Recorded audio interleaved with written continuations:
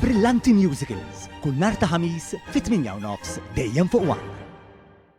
Waqt li l-istituzzjonijiet internazzjonali huma medija biex jirrevedu l-isfel it-tkabbir ekonomiku tagħhom għaż-żona euro u dak għall-ekonomiji l-kbar, l-esperti tal-Fond Monetarju Internazzjonali l-IMF għadhom kemm irrevedew il-fuq it-tbassir tagħhom għal Malta.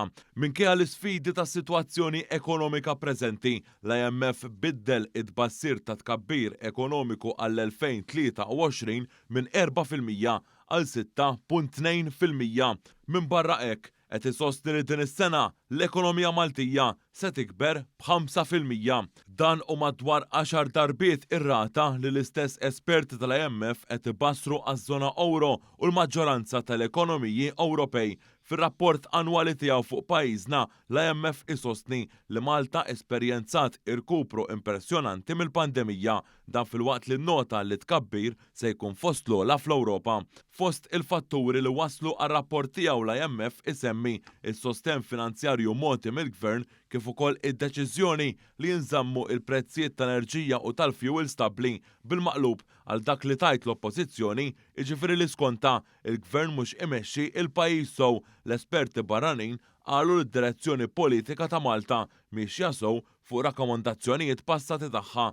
L-esperti internazzjonali u indipendenti qalu wkoll li r-rata tal-qatt f'pajjiżna iqrib livelli minimi storiċi u l-pressjoni tal-għoli tal-ħajja qed tonqos. Ibassru wkoll li fis-sena li għaddiet id-deficit kien ta' 4.75% li hu aħjar mill-mira fid-diskors tal-baġit.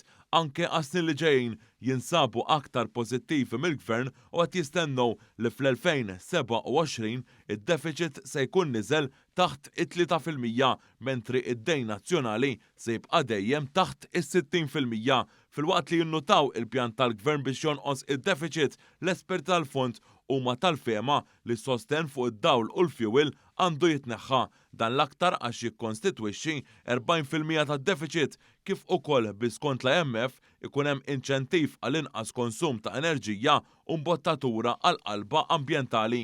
Minkejja dan fir-rapport tiegħu l-IMF jinnota li jekk jitnaqsu s-sussidji b'2 terzi fuq medda ta' sentejn, l-għoli tal-ħajja se jkun qed jiżdied mill-inqas punt perċentwali. Ir-rapport isemmi wkoll il-fatt li l-budget għal din is-sena fih numru ta' miżuri ta' sostenn soċjali u jfaħħar ukoll l-azzjonijiet tal-awtoritajiet Maltin favur l-istabilità finanzjarja kif ukoll il-ħidma fil-qasam tal-governanza. L-IMF jisħaq fuq il-bżonn li tkompli titjib il-produttività kif ukoll biex tkun aċċelerata il-qalba diġitali u d-dekarbonizzazzjoni tal-ekonomija Maltija, dan filwaqt li faħħar l-implementazzjoni tal-pjan tal-kupru u reżiljenza li ġej minn fondi Ewropej. Finalment l-esperti tal-IMF iħarsu fil-fond lej it-tkabbir tal-produttività f'pajjiżna.